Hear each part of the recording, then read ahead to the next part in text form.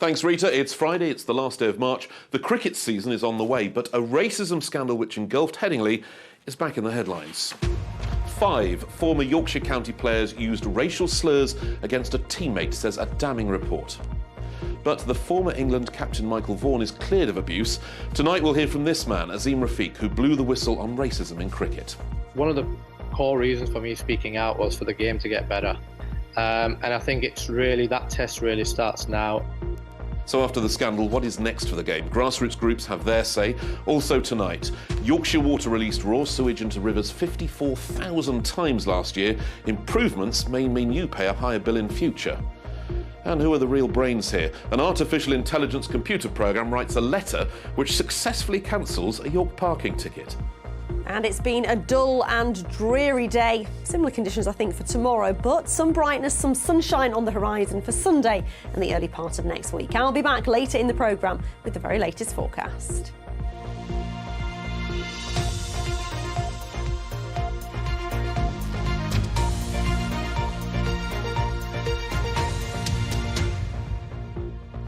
Good evening, thanks for watching Look North. It's almost 18 months since the racism row at Yorkshire Cricket Club sent shockwaves through the sport. Today, the verdict is in from a committee set up to investigate some of the allegations. Former Yorkshire and England captain Michael Vaughan has been cleared of using racist language, but several of his former teammates were found guilty of offences. Tonight we'll be hearing from Azim Rafiq, who first spoke out about discrimination at the county. But first, let's go to Sally Hurst, who's at Headingley for the latest. Sally.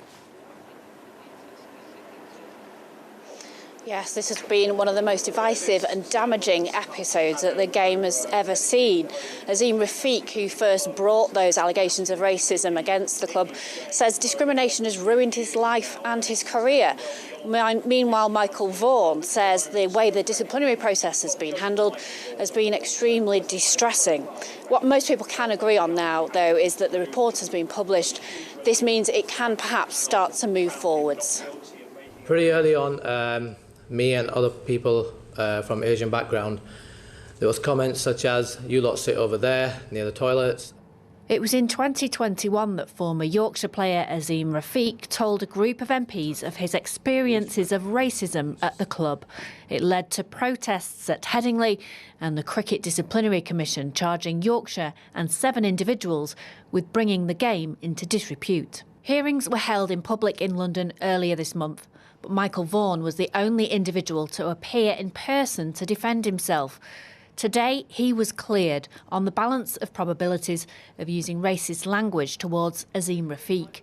And Mr Vaughan's lawyer said the whole process has been difficult for all involved. The position for everybody involved, not just Michael, but you've got lots of other people that have been caught up in the whole of the allegations, people from Yorkshire, the club, and other people on the other side of the argument, but it takes its toll on a lot of them in different ways. But I do think that is the human aspect is something that doesn't get the attention, and the devastation that these proceedings leave in their wake to people's lives and the families' lives is something that doesn't necessarily make the headlines. As for the other individuals charged, Gary Ballance had already admitted charges. Charges against Andrew Gale and John Blaine were proved, and some charges, but not all, were proved against Richard Pyra, Tim Bresnan and Matthew Hoggard. Community campaigner Abdul Ravat says there has been progress at the club, but there's still work to be done. He needs to rebuild, as he's doing, its relationship with the communities, and he needs to demonstrate that it is changing, because clearly people will still think that there's more work to be done, and ultimately, I think it's got to sort of. We've got to bring back the love for the game, and that's what's been missing, because we've been talking about things outside of the pitch rather than things on the pitch. Yorkshire itself has already admitted 4 charges and said it's taking accountability for the cultural issues which allowed racist and discriminatory behaviour to go unchallenged. Arriving for lunch at Headingley today, members were hoping the report's publication would bring some closure. Well, hopefully they'll move forward, learn and put it behind them. Yorkshire Cricket Club, we're learning lessons all the time, aren't we? Everything's changing, so that's the way of it. Things like this have just got to be called out at all levels. We've all got responsibility for it, at every level of cricket and every level of life. So if you see things or hear things that shouldn't be said, People need to raise it and it get addressed. The report may have been published, but the fallout isn't over yet. Yorkshire faces sanctions, which could be points deduction or financial penalties, and these have yet to be announced. Sally Hurst, BBC Look North. More from Sally in a moment, but first the BBC has contacted all the former players named in the report for a response. Azim Rafiq first raised concerns about racism at Yorkshire in 2020. A few months ago I caught up with him to find out what his reaction was to today's report.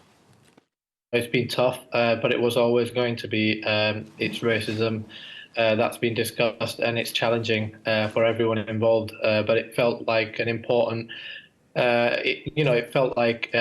important process that the game had to go through, because clearly still you've got a large section of the cricket community that are very resistant to accepting that cricket's not been a game for everyone and resisting change. Were you looking for this sort of outcome when you first blew the whistle on racism in Yorkshire County Cricket Club? Where did you think this would take you, this process? Not where it has. I didn't think I'd be leaving the country or my house would be attacked. I feel vindicated again. I've been vindicated in all the processes today. 7 out of 8 allegations, charges have been upheld. And the main one being that Yorkshire County Cricket Club had a culture of racism and bullying and institutional racism. Can Yorkshire move on from this as a club? Is this a line in the sand? I think it's important to really understand where we're at within this. Obviously over the last few weeks, there's been concerns around the direction of the club again. And I've heard some concerning language from the leaders, but I think people need to really understand that this is not just one person's experience. We've got a ICEC report which is incoming, which is going to talk about the game as a whole. And if leaders need to understand that their language matters. Look, Yorkshire County Cricket Club, I'm not really sure. The way Lord Patel was treated, I think showed that it's going to take a lot for that club to really accept its failings and move forward in a better light. But that's for the new board and the challenges there. Azim Rafiq, thank you very much for your time this evening. That was Azim just a few moments ago. Let's go straight back to Headingley and Sally for the latest reaction. Yes, I'm joined by Eunice Lunat and David Hobbs now to talk about this a bit more. Eunice, Michael Vaughan has criticised the process, the disciplinary process. What's your view of that?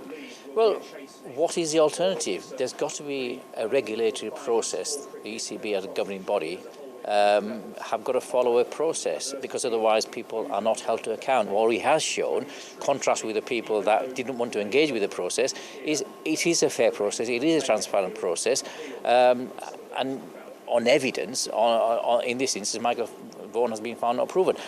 The problem with the others is they didn't engage with the process, so the challenge was it was largely unchallenged evidence that was before the Commission in relation to the others. What I will say is, we've seen this a lot in wider society as well, everybody loves a process until it affects them. Then it's a kangaroo court. You've worked in this area a lot. How widespread would you say that racism still is in cricket and in other sports? Well, it's reflective of society. It's a big problem. What you've got to... the way it was in Michael Vaughan's case, it was found not proven because of the way the charges were framed.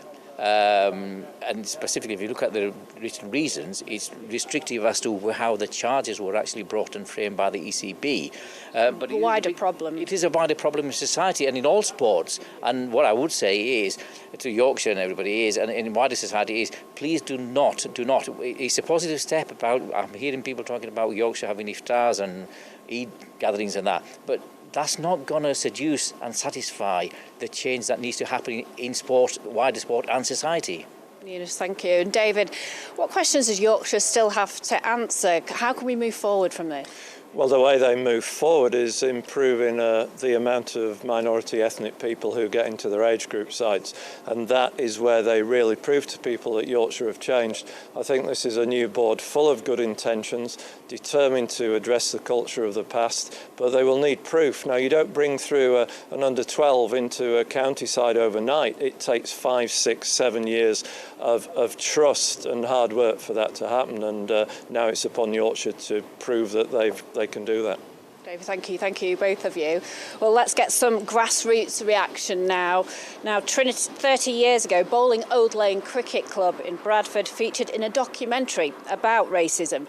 Kathy Killick has been back there today to speak to the club chairman. West Bowling Cricket Club. 9 Muslims, 1 Sikh and 1 white player. It was in 1993 that Bowling Old Lane Cricket Club featured in a documentary about racism in the sport. Asian players felt so excluded, they set up a league of their own. So what does today's news mean for grassroots clubs like this one? Chairman Naz Ali has been a member throughout. My reaction is, I don't really know what to say because it's like dragged on now for 3 years. But it's dragged on for like 40 years. Since I've been playing cricket, it's been going on forever. And what we need to do is like move on together. From your perspective, has it been good for cricket to have that scrutiny? I think it's been good for the grassroots cricket to sort of open and have that sort of dialogue and have that conversation. It's tarnished the reputation of Yorkshire. And within that, all the other towns and cities that sort of affiliated to Yorkshire, and the cricket of like sort of it affects young people that play cricket week in, week out. I started working for Look North in 1993, the year that documentary was made, yet here we are still, 30 years later, talking about racism in cricket. What needs to change? I don't want to be stood here with you in 10 years' time and discussing the same. It's been a long road and hopefully everybody's learned from it and we can sort of progress together and move on and sort of promote our county and our Yorkshire Cricket Club, which belongs to all of us. So what would you like to see happening now? How do we move forward? I think the sport moves forward by enabling people to have a voice. It needs to mirror the representation of the cities and the ethnic minorities that represent the areas of Yorkshire as a whole. Are you more hopeful now? I don't know. I don't know if I'm more hopeful now. It's a question that I need to be probably asked in 3 or 4 years' time. A call to action then for Yorkshire cricket to prove its attitudes have changed, and any great player is welcome. Kathy Killick, BBC Look North, Bradford. Now, as we've mentioned, Yorkshire does still face sanctions for the charges it's accepted. They could be points deductions or they could be financial. The season gets underway here on the 6th of April and I'm sure everyone here at the club will be hoping the attention will turn back to the pitch. That's our lead sport reporter Sally Hurst on quite a day for Yorkshire cricket. Sally, thank you. Still to come on tonight's programme, Nicola is making a splash. Join us in Tadcaster, where these youngsters have just started an epic challenge, an all-night swimathon to try to raise money for their local pool.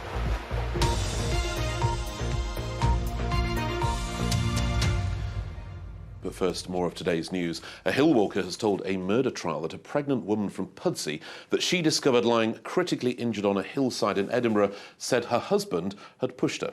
Fazaya Javed died during a trip to Cartha's Seat in 2021.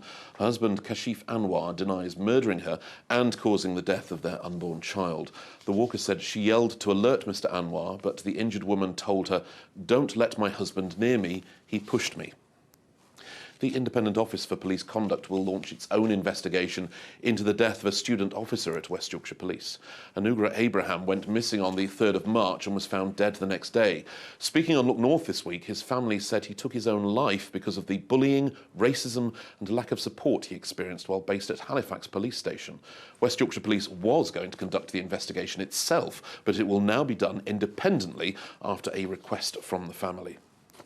A single new council for everyone in North Yorkshire will take over from midnight tonight. It replaces several district and borough councils, saving millions of pounds. The City of York will remain unchanged, though. District councils currently provide about 20% of local services like bin collection, swimming pools, housing and planning. New figures show Yorkshire Water released raw sewage into rivers 54,000 times last year. Water companies are allowed to do it when heavy rainfall creates pressure on the system, but environmental groups say the practice endangers animals and people using the rivers. Yorkshire Water says it has a £180 million investment plan, but customers may have to contribute through higher bills. Here's David Rhodes. How clean are our region's rivers? This is becoming a major environmental question, and it is an issue Yorkshire Water recognises is an important one. I don't like what's happening now, But I also understand how it came about, because the way that the system was set up was to protect homes. Water companies are allowed to release raw sewage into the waterways when it rains, and in particular when it floods, to stop our waste backing up into people's homes. Campaigners near Ilkley say, though, raw sewage is regularly being dumped into a nearby river. On a third of the days of the year, there is some form of spillage. Some of the spillages are bigger than others. There's untreated sewage combining with rainwater, with a lot of other solids, such as sanitary towels, condoms, wet wipes, all those things. New figures published today show that last year there were 54,000 spillage incidents where untreated sewage flowed into the waterways within the Yorkshire water region. That's a fall compared to last year. The county suffered droughts in 2022, which will have impacted on the numbers. The figures today also detail how our region has the second highest number of spillage incidents in England last year, although Yorkshire Water has said it has more monitoring stations than other regions. The company says it has a £180 million plan to improve the sewage network across the region, which is likely to impact on customer bills. The next programme is likely to come from customers and be supported by them. It's one of the things that we're talking actively to stakeholders and communities across Yorkshire about what do they want us to be investing in and what seems an appropriate balance for their bills for the next 5 years from 2025 to 2030. Politically, both major parties have made water quality a priority. The Conservatives say they've already brought forward new legislation, whilst Labour say a new water regulator is required. The water companies have made over 50 billion since privatisation, so there's no need for the consumers to pay, I don't think. I think we need to bear down much more on the water companies. I myself would favour a new regulator. What the Environment Act does is it sets a clear time frame that water companies have to invest money in to get this problem sorted. And the third part of the Environment Act is it gives the Secretary of State power to issue direction to water companies to clean up their act. Protecting the water quality of our rivers is a problem we've been grappling with since the Industrial Revolution. And history reminds us there are few quick fixes for what many consider a major problem. David Rhodes, BBC Look North. Thanks, David. More on that story on Politics North. BBC One, 10 o'clock this Sunday morning. It's Rugby League's Challenge Cup fourth round this weekend. York Knights and Sheffield Eagles take centre stage on Sunday lunchtime in a match you can actually watch live via BBC Sport online. Other ties include this season's highest-ranking amateurs so far, Hunslet.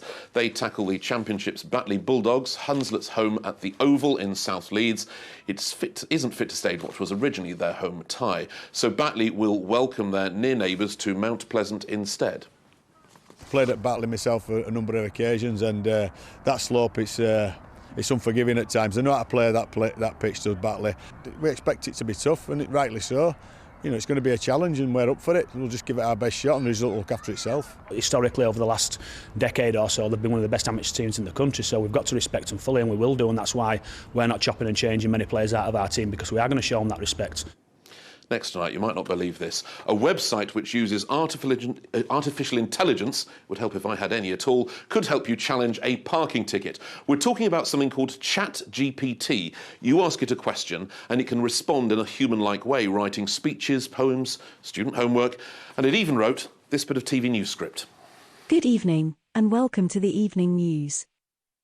In a groundbreaking development, an AI language model named ChatGPT has been used to overturn a parking fine in York, England. Let's take a closer look at how this cutting-edge technology is changing the way we approach legal disputes. I tell you what, I'll just get my coat, shall I? Joining me now is Millie Halton. You're a TikToker and you use ChatGPT all the time. First of all, my kids have to explain to me what TikTok is, so you're going to have to help me through ChatGPT. What is it? So it's essentially a search engine. You can use it to search anything and it comes back with a human-like response which can help you with any sort of task you need it to. So how did you get to the point where you used it to challenge a parking ticket? So my manager Hazel told me about it and we started using it for work, for content creation, social media, which is what we do. And I started using it for other things outside of work. And when I got my parking fine, I thought this could be the perfect opportunity to see if I could fail it or see if it would work. Everyone dreams of getting off a parking fine, of course. Did you deserve to? Were you in the wrong? Was this No, a cheeky I wasn't. request? I wasn't in the wrong. I do pay for a permit there. It was completely legal that I park there, and yeah, the parking fine was taken away. So what's the process? You type into the computer and say, please get me off of this parking fine. Pretty much. You can put in as much as you want. The more personal details you put in, the better response you're going to get. So I explained the situation in as much detail as I could, and it came back with a great response. So you got a letter, you printed it off in the post, and the next thing you know, you're tearing the parking ticket in half. Yep, within 2 days, they said, that's it, sorted. Well, we'd all like a dose of that, but frankly, you know, I was told at school to write a letter. Should you not have just, by the time you've typed everything into ChatGPT, you could have written it in 10 minutes, couldn't you? No, it's a fair question. I could have done, but in all honesty, ChatGPT is so quick. It took a matter of probably 2-3 minutes for it to come through. It's instant. It sent it to me. I sent the email and it was done.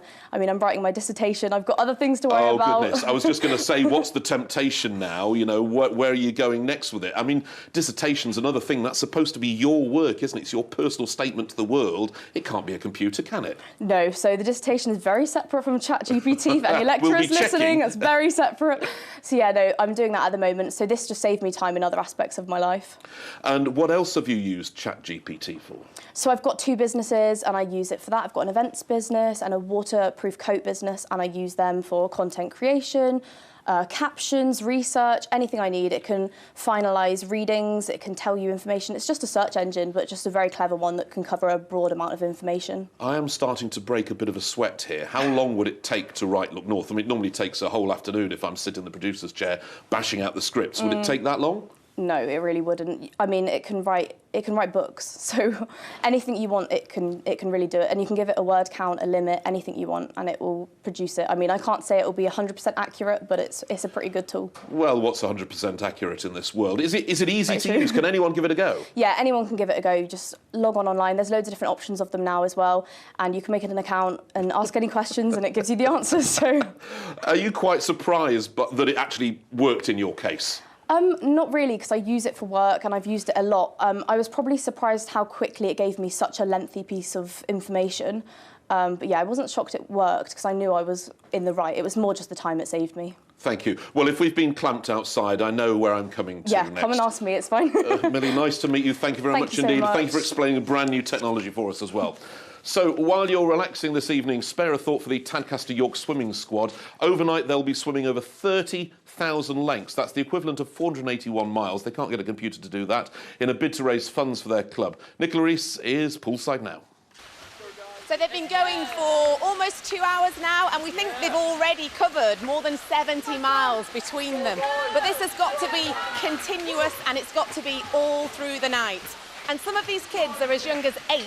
It is really impressive. Vicky, you've organised this and you're in charge of the maths, so tell me a little bit about how it works. So basically each swimmer, we've worked out that each hour they should swim 117 lengths, and that should cover, in the first hour we've completed 75 miles, so we're en route to where we need to be. That's good going, isn't it? Now I know that your club wins prizes, you're very competitive. We are. Is there any doubt that you might not achieve this?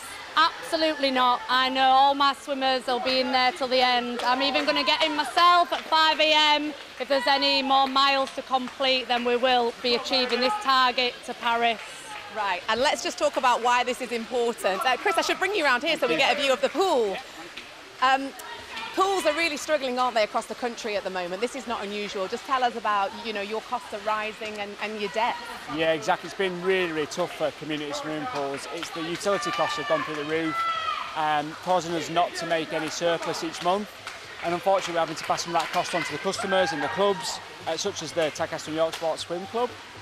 Yeah. And this is at the centre of the community, isn't it? So important. Yeah, look at it. There's, 8-year-olds up to parents and some grandparents swimming tonight to raise money. It's really important to the community, and we've got to keep this going. Now, I know you've got a quick announcement to make, Vicky. I don't know if we can speak to any of these swimmers. Hello, hello, hello. Who's this? Is that Oliver? How's it going, Oliver? Good. Well. How far have you gone, do you know?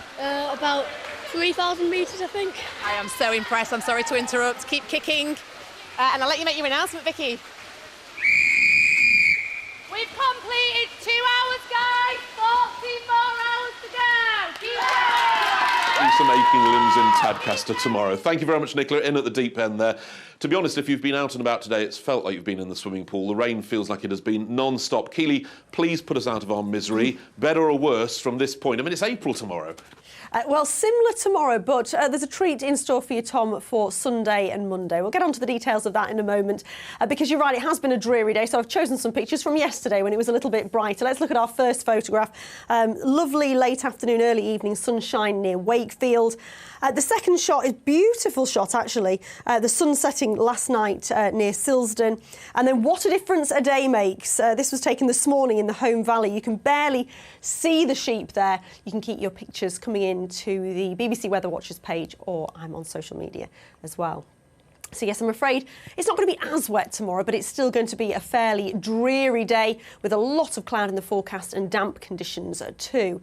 But then an improvement into Sunday. Pressure builds, so the cloud will melt away into Sunday. There'll be some decent sunny spells. Chillier nights, and Monday looks pleasant too.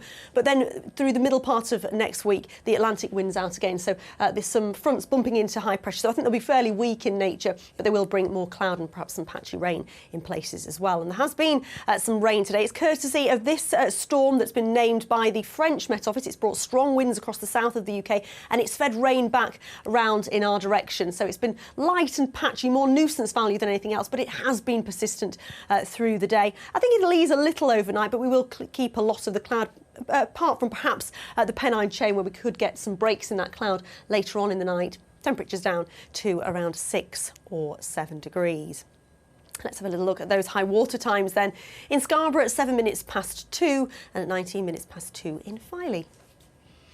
So the best of any brightness will be first thing tomorrow, especially in the west, but you can see quite quickly it clouds over everywhere. And even though there will be some pockets of light rain and drizzle pushing in from the east through the afternoon, it's not going to be a washout, but again, more nuisance value than anything else. So another fairly dreary, dull and damp afternoon to come tomorrow afternoon, and temperatures down a little, around where they should be, a shade below where they should be for this time of year, 9 or 10 degrees. Looking further ahead into Sunday, it looks like a dry and a fine day with some spells of sunshine. Plenty of sunshine for Monday, turning a bit more unsettled around the middle of the week, but becoming milder. Once again, Tom. Thanks very much, Keely. She definitely doesn't use a computer to write her forecast for her, and she paid me 20 quid to say that. Your late news is tonight at 10:30 with Amanda, and we have bulletins through Saturday and Sunday. But from all your Friday evening team, thank you very much for your company and for choosing Look North for watching. Take care. Bye-bye.